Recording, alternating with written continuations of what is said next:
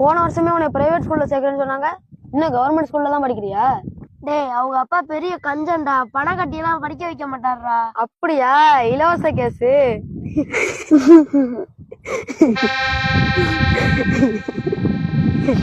நிறுத்துங்க. கவர்மெண்ட் ஸ்கூல்ல படிக்கிறது கேவலமா?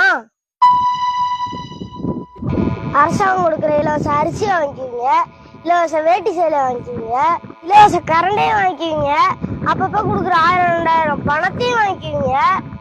ஆனா அரசாங்கம் இலவசமா கொடுக்குற கல்வியை மட்டும் வேண்டாம்னீங்க. அரசு பள்ளியில படிக்கிறவங்களோட அப்பா எல்லாம் கஞ்சனும் இல்ல, தனியார் பள்ளியில படிக்கிறவங்களோட அப்பா எல்லாம் பணக்காரனும் இல்ல.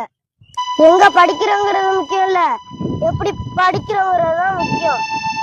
இப்படி ரோட்ல உட்காந்து பொழுதுபோக்கு விட்டுப்புட்டு ஒழுங்கா படிக்கிற வேலையை பாருங்க.